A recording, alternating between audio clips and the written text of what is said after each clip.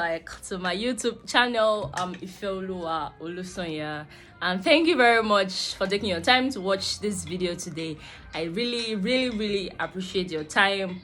I'm really grateful. Thanks for always liking at the end of every video. Thanks for leaving your comments.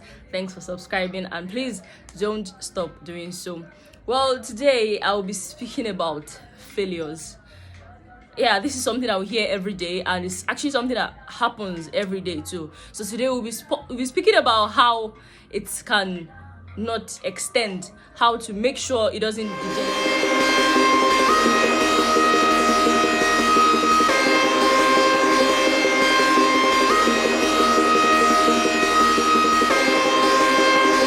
I definitely understand allowing for some failures, but it seems this is the stickiest part.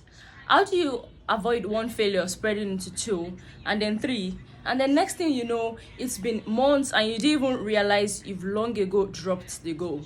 Before I answer this question, I'll quickly speak about something that can help prevent failures. To begin with, you should start small. Get yourself started with some quick wins and build momentum over time. Also, think long term. Keep in mind why you set the goal or started an habit in the first place. Consider your end goals. And lastly, don't be afraid to fail. It's okay to take breaks if it makes your progress more sustainable. After this short break, we'll begin the main topic for today.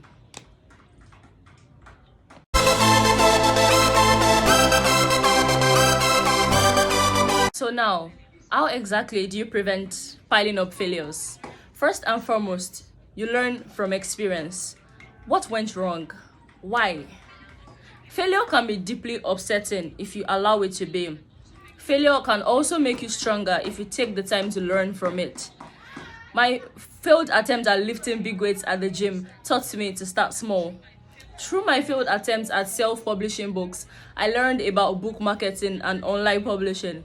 After a failure, take time to assess what went wrong and why.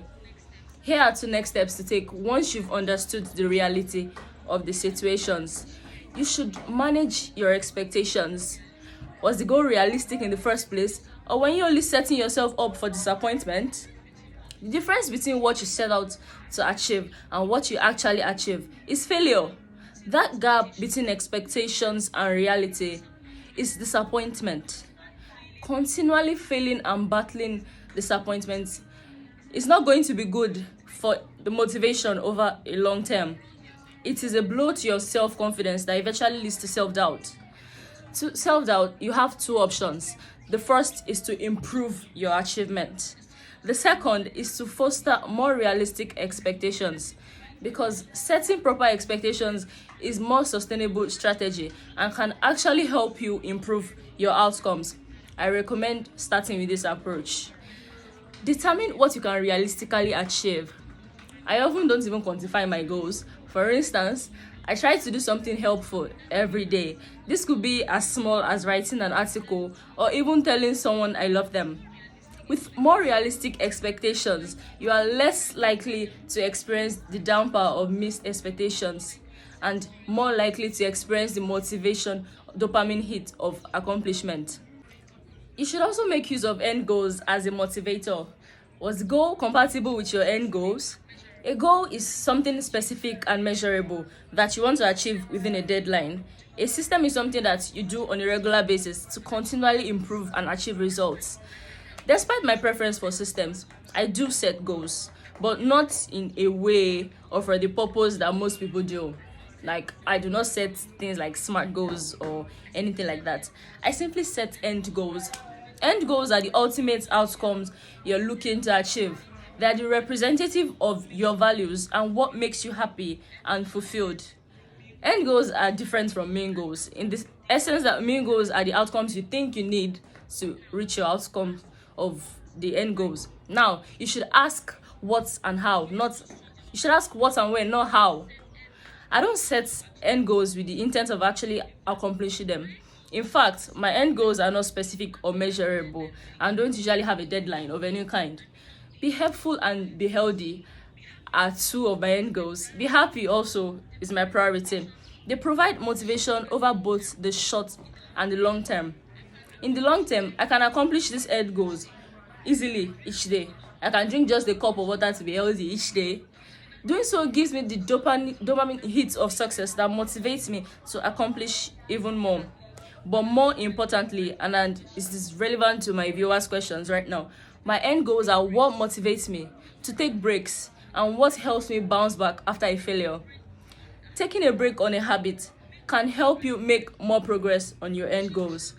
Pushing through the fatigue when you're too tired to write would help you eke out another ounce of productivity in the short term.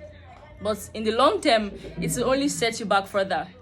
It's simply like accumulating debts. The more you push yourself beyond your personal threshold, the more interest in the form of fatigue or burnout you have to pay back much later. Paying back would require much longer break than if you're taking a break sooner. Consider if your reason for failure was because the goal wasn't in line with your end goal, or because the failure is going to help you accomplish your end goal, which are in line with your values and what's fulfilling to you. If it's the latter, don't worry about spilled milk. Play the long game instead. That's my perspective based on my little experience. It's what has worked best for me, and as always, I recommend experimenting and see what works best for you. I really hope this was helpful. If it was, I would appreciate if you click the like button and subscribe, and also share to your friends and loved ones. Thank you very much. My name remains Ifeoluwa Olusoya. We'll meet again soon.